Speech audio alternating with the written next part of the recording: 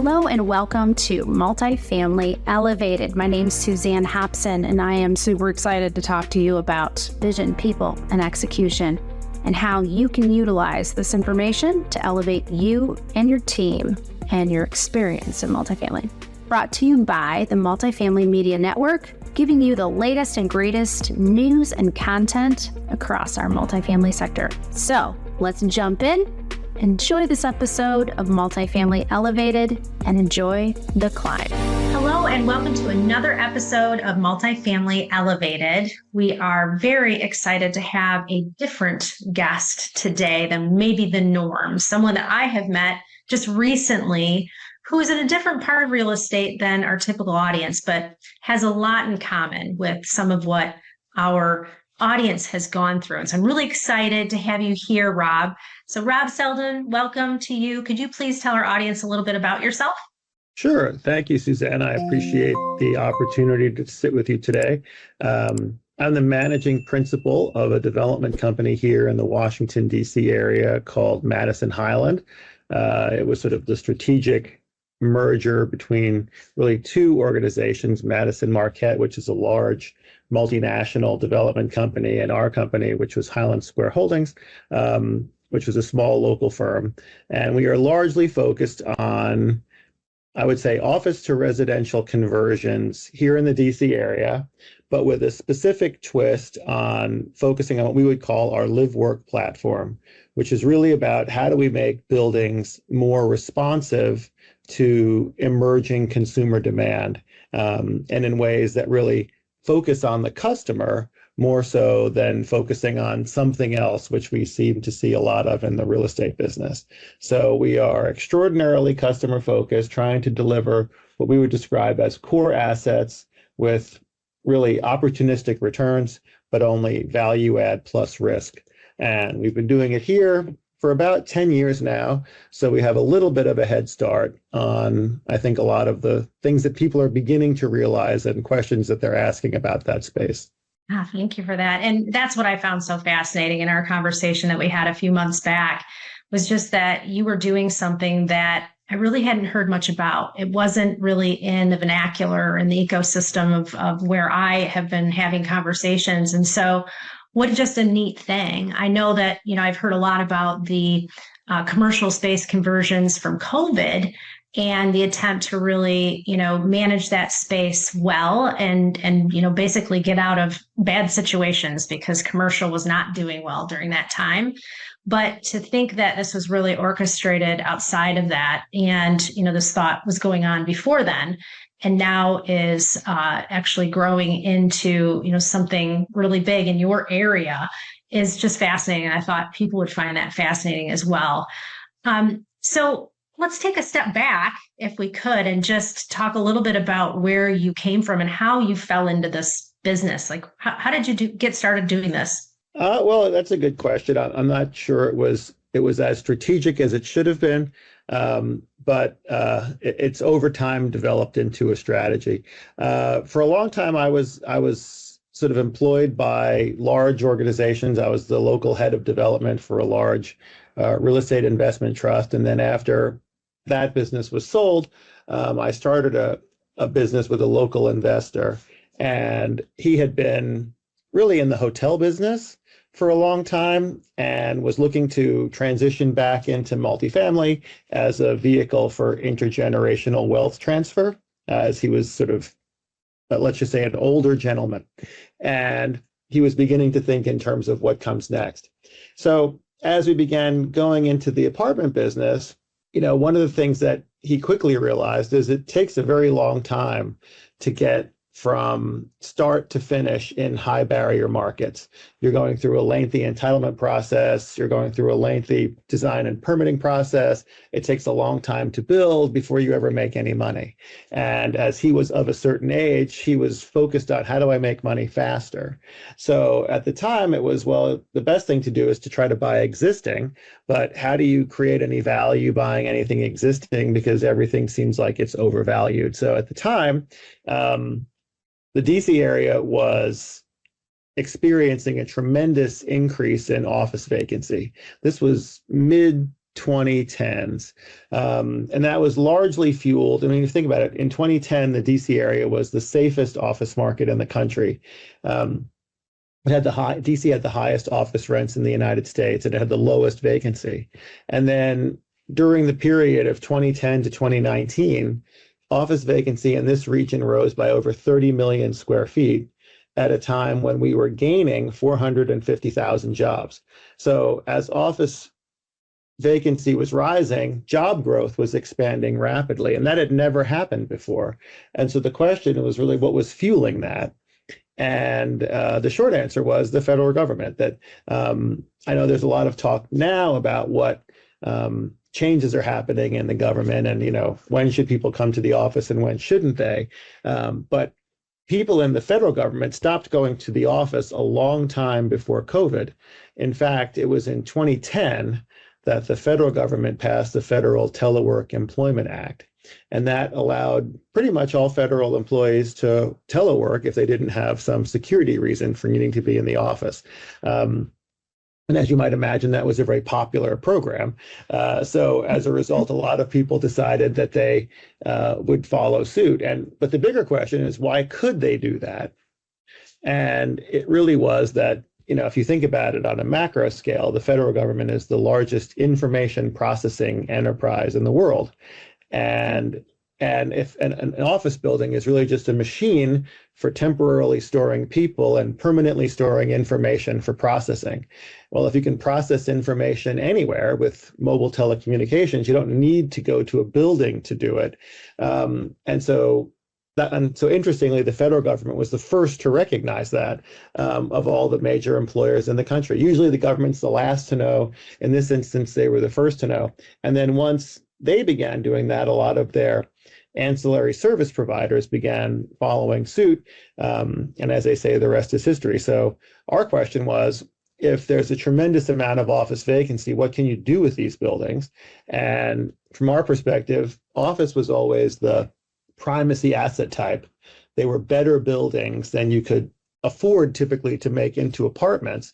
But if you could buy them, these really high quality physical plants at bargain basement prices with taller ceilings and bigger windows and in the best locations with twice as much parking, you could make them fairly simply into really high quality residential units.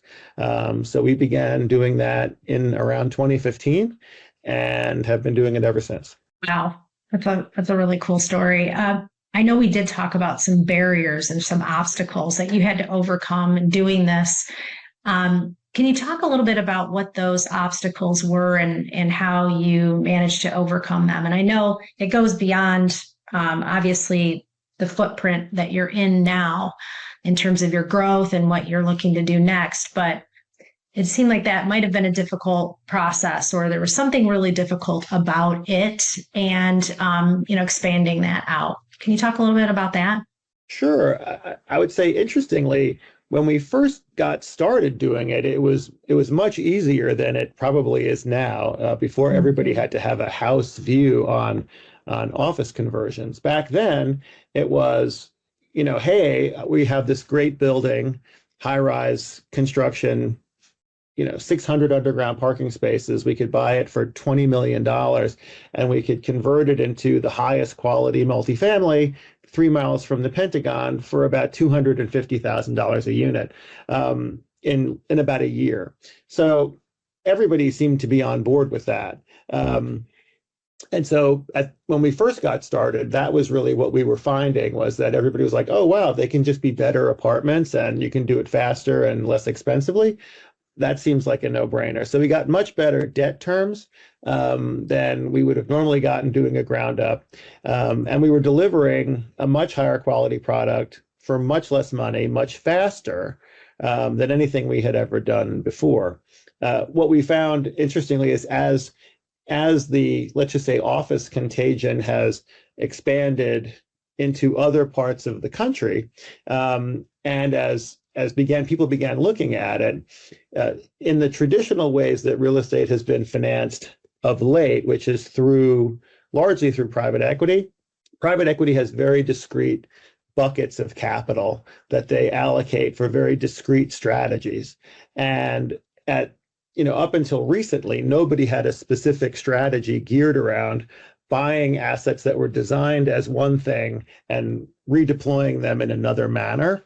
And so it was a very difficult thing to marry, to say, we want to buy this building that was designed to be one thing and turn it into something better than it otherwise could have been, just because the perceived risk, I think, from the capital provider was greater in their mind than the potential reward. Now, in reality, that's not true at all. And in a lot of respects, that actually creates a much better opportunity set for us, because the fewer groups that actually want to do this, the more artificially devalued the highest quality physical plants become. And it just makes it that much more advantageous for people who really have the knowledge and skill how to transition them. So we don't want to tell too many people that it's not as hard as they think, and that the outcomes are actually a lot better than they ever could have imagined, because then it's just going to make our process more expensive. Yeah, well, no one's going to know after this goes live. But I think one of the things we also talked about on the phone, which I thought was really interesting, was this concept of, yeah, you can share this information. It's really about the execution and people being able to do this, even with it all being set up.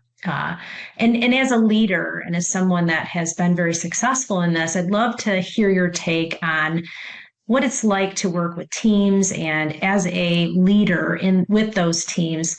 How do you get them to execute? What were some of the struggles that you had with other people? Because I know when your team's really small, it's a little bit easier. I mean, my startup friends would probably argue with me, but I would just be interested in some of your leadership experience and some of the things that you had to overcome with people. Well, that's a good question. The real estate business is I guess all businesses are really at their core people businesses. And you're trying to execute and create something that does not yet exist. And you are trying to do that with a people of a variety of skill sets and a variety of temperaments and a variety of, let's just say, desire. And how do you marry all of those things or orchestrate them into the outcome that you want? It's not really very easy. And in fact, if you follow the normative playbook, I would say that the system as it's been created is set up to make you fail. Explain more about that. Yeah. Let's dig into that a little bit. Yeah, sure. So I think if you're the way that the world of the product creator has evolved has been in response to the stimulus from the private equity world. So insofar as private equity has money for specific strategies, the people who are on the product creation side have created frameworks that fill those buckets. And they will typically have a person who is doing the land acquisition, a person who's doing the design management, a person who's doing the entitlements, a person who's doing the transition to construction, a person who's doing the construction management, and then the amenity creation. And everybody has a relatively narrow bandwidth of expertise. And then that narrow bandwidth of expertise is often translated back to the service providers who are supposedly guiding the design. But there's a natural disconnect, I think, between what the service provider expects from the customer and what the customer expects from the service provider. If you don't tell the designer that what they are doing is not correct, then they think it's right. If you, as the customer, don't know why it may not be right, then you are tacitly allowing them to dictate your outcome, right? And most of the time, they don't know what's right, and they are looking to you for guidance to tell them. So immediately you have an asymmetry. And then you've got a universe that's set up where everybody's responding to capital demands. So the person who's buying the land is competing to buy land at market price. The design components are being done really to say, how can I make my product as much like the competition as possible? Because you're all responding largely to lender checklists, right? So the lender feels that the more similarity that exists between products, the safer their loan can be. And then you're going into a construction phase where you're bidding it against, let's just say, the willingness of subcontractors to do the work. And you're sort of in a competitive environment for everyone's attention. And then you're delivering into a universe that is relying upon some kind of exogenous job creation in order to create demand, right? And all of those things you are doing really with a ton of exogenous potential outcomes that can harm you. Rates can go up. Any number of things can happen. And so typically what we found is that if you're doing all of the things the way you're supposed to, you have to hope cap rates go down in order to make any money. And it feels like that's just not a very sound strategy. So we've always looked for ways to what we would describe as hack the value chain somewhere, that we need to be creating value really at every stage of the product creation cycle. And one of the ways to do that is obviously if you can find an arbitrage where you can buy an incredibly high quality physical plant, think, how do I preserve as much of it as possible? And then sort of redemise the interior into something that's far better than you ever would have been able to create from scratch, faster and cheaper.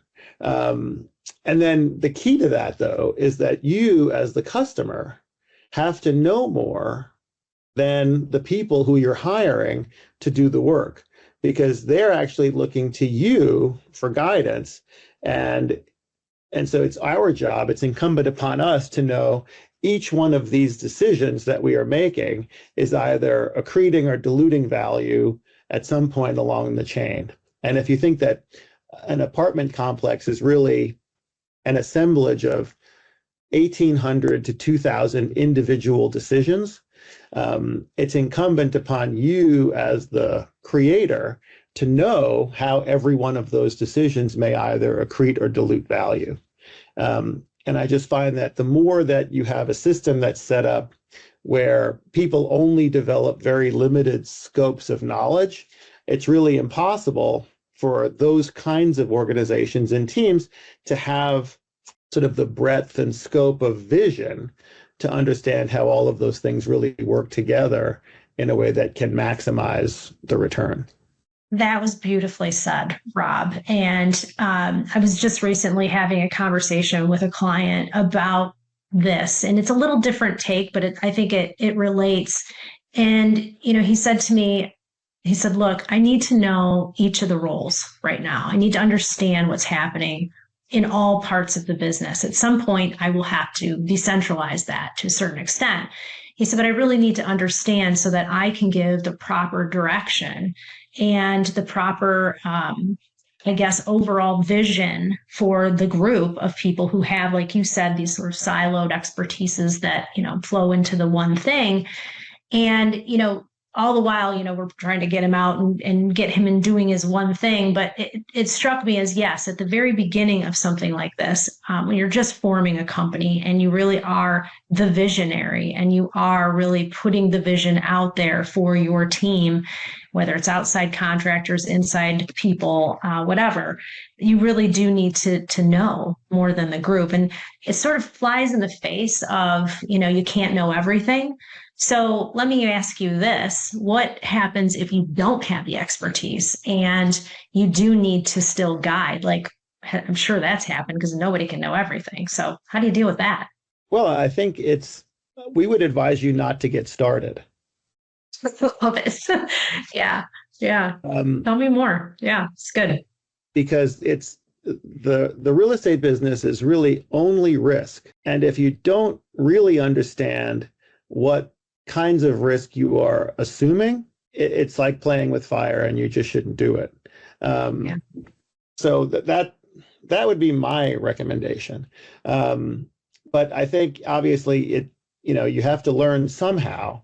And so the way that most people do it, I think the safest is they do it on somebody else's nickel.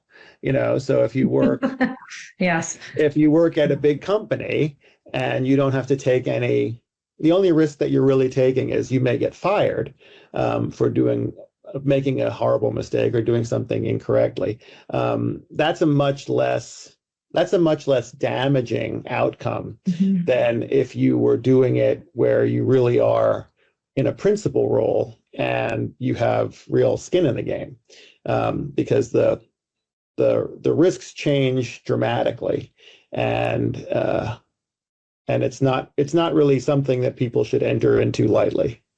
It's interesting that you say that, because it seems like every time I go out on LinkedIn, I see people that have these, very get rich quick schemes for real estate. And, early on, I knew that a lot of that, the old adage is, if you want to do well in real estate, it's going to be a long journey. As you said at the beginning of our conversation, there's nothing that's going to happen overnight. But yeah, I totally agree with you. And I think anybody that's been successful would agree with you as well. So let's talk about that road rash a little bit. I know you probably had to make some mistakes along the way. Is there one in particular that you could share with us that you learned from, and what you learned from it? Well, it's funny. We're learning. We're in such an interesting time now that we are learning a lot of things every day that we really hadn't thought we would be learning. I think the one that I'm the most fascinated by now is, I would describe it as a misunderstanding of how people value or how people perceive risk. So to me, what we're doing is obvious, right? If you can buy a really high quality building that is better than the kinds of buildings that people have made for housing, and you can buy it for less, and you can deliver a higher quality product faster and for less money, that should be a no-brainer, right? And you would think everybody who is looking to be a prudent investor would want to do something like that, because you can spend less, get higher rents, and have a better outcome than you otherwise could in any other way. And so to me, the types of risks that are intended with that are really, it's a tenant improvement process. So a lot of the sort of normative risks of construction don't exist. So for us, from a value creation perspective and from the construction risk perspective, it's dramatically simpler.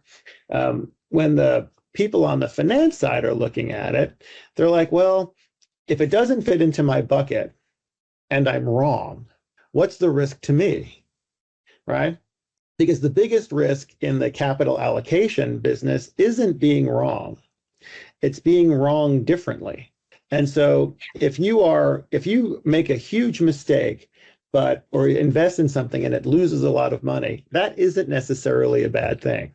It's not good, but if you're investing in the same things that everybody else is investing in and everyone loses money, then nobody seems to be an outlier.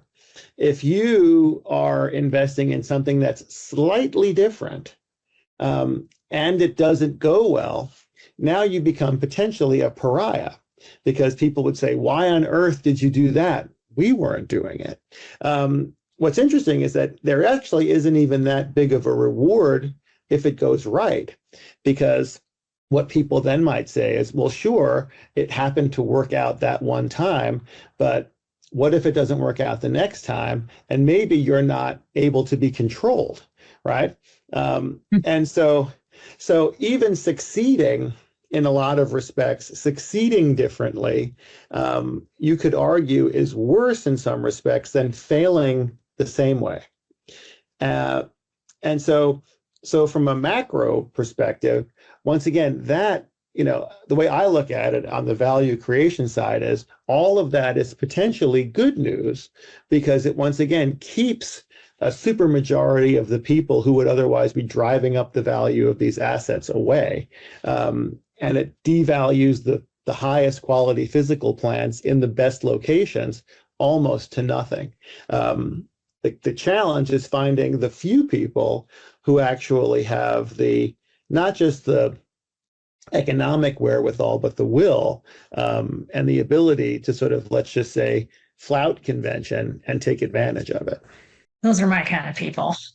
I just have to say, and interestingly enough, I think that you talking about this in this way is different. It just is different altogether. And so I thank you for that. So no pivotal failures so far in your entire career that would have caused you to maybe do something different the next time? Or is there something that, yes, you've done and you said, yep, I'm not going to do that again for sure? I think right now we are being a lot more cautious about closing on assets before they are otherwise fully capitalized, just because it's just that much more difficult to put everything together. And that, that's normally how things used to be. And then just as the world evolves to changing capital times, you begin to move up the risk spectrum until such time as everything goes back to the bottom. So I think, we're really now at the nascent stage of what kinds of risk should people take. And we're beginning to sort of move cautiously. I think, from that perspective, we are focused a lot on how can we help other owners who've bought buildings and maybe don't know or how to maximize the value of the physical plant that they still have. And so we're focused a lot on that.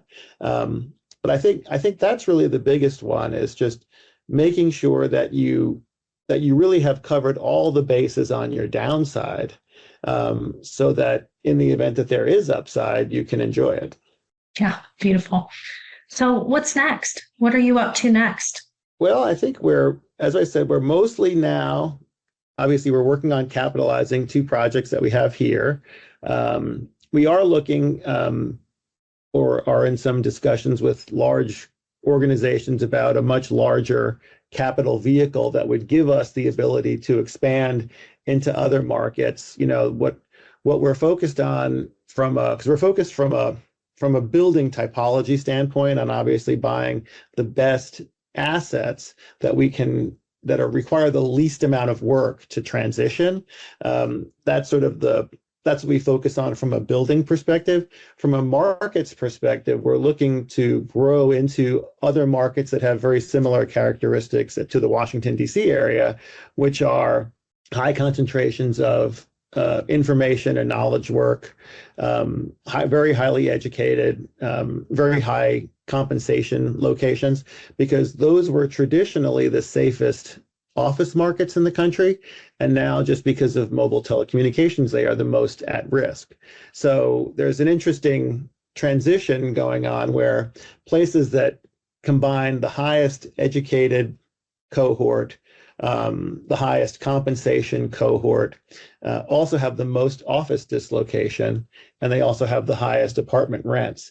So there's a really unique opportunity to dramatically grow and scale a platform to take advantage of really all of this sort of national arbitrage, which it's really an arbitrage on everything. And for the first time, you can do it in the best markets at the lowest price. So hopefully you will be seeing us in a neighborhood near you in the very near future. I love that. I love the concept. And I think that it would be an amazing add to our communities where we do have buildings that are sitting with a lot of vacancy, and, there's a solution for that. So I think it's just a very interesting conversation. So I want to thank you, first off, for taking the time out to share something that a lot of people, again, in my audience, maybe not be familiar with.